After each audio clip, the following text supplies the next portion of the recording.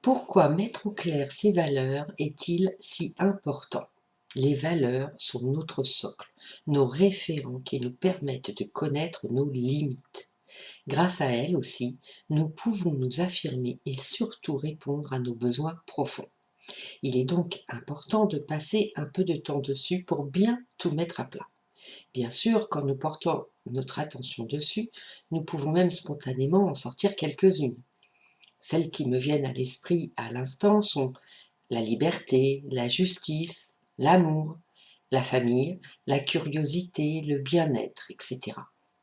En séance, je vous propose par plusieurs questions de vraiment les définir, les regrouper quand c'est possible, puis les classer. Ensuite, nous les définirons, nous verrons jusqu'où nous pouvons aller pour les faire vivre sans que cela devienne négatif pour nous ou notre entourage. C'est ce que j'appelle la contre-valeur. Par la suite, nous verrons comment les faire vivre quotidiennement. Là, j'appelle ça l'arrosage automatique. Ce travail qui prend entre 2 et 3 séances vient des 9 piliers de l'estime de soi. C'est la base de tout sur laquelle nous allons poursuivre le chemin vers une meilleure estime de soi. Une maison ne peut tenir sur le temps si ses fondations ne sont pas solides. Je vais vous donner un exemple sur une valeur. Prenons la curiosité. Je donnerai à cette valeur la définition suivante. Elle me permet d'éveiller mon esprit, d'apprendre, d'être surprise, d'expérimenter et évite la routine. La contre-valeur serait que, à trop pousser la curiosité, je sois toujours dans l'apprentissage sans concrètement mettre les choses à prise en pratique. Que cela me prenne un budget trop conséquent. Que je pose aussi trop de questions vis-à-vis de mon entourage qui peuvent être perçues comme dérangeantes. L'arrosage automatique, alors je pourrais dire toutes les semaines, j'apprends quelque chose de nouveau via un magazine. Je m'abonne à Science et Vie ou un autre magazine par exemple. Ou alors je recherche sur Google ou YouTube. Et puis aussi je pourrais dire que je lis au moins 10 pages d'un livre sur un sujet par jour.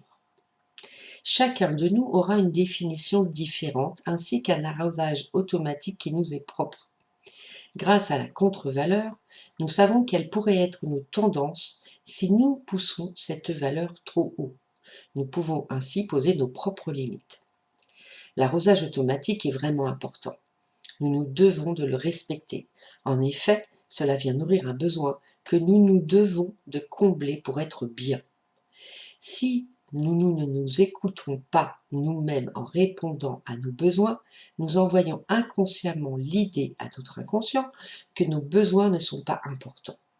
Si nous ne lisons pas tous les jours comme nous nous sommes engagés envers nous-mêmes pour faire plaisir à quelqu'un d'autre, nous allons alors envoyer un message fort de désintérêt pour nous-mêmes. Plusieurs actions similaires répétées vont mener ainsi à une baisse de l'estime de soi. Alors, imaginez les dégâts de non-respect de nos valeurs sur des dizaines d'années. Je vais maintenant vous introduire l'idée d'alignement. Lorsque nous disons ce que nous pensons et lorsque nous faisons ce que nous disons, nous sommes alignés. Je répète, lorsque nous disons ce que nous pensons et lorsque nous faisons ce que nous disons, nous sommes alignés. C'est un acte fort pour soi-même et pour les autres que d'aligner pensée, parole et acte. Être aligné nous permet d'être en accord avec qui nous sommes vraiment. Et alors, notre inconscient le sait et c'est ce qui nous permet de nous sentir mieux. En aparté, je dirais que c'est encore plus fort de montrer l'exemple à ses enfants. En effet, nos enfants ne feront pas, en tant qu'enfants ou futurs adultes, ce que nous disons, mais ce que nous faisons. C'est un schéma inconscient de leur part.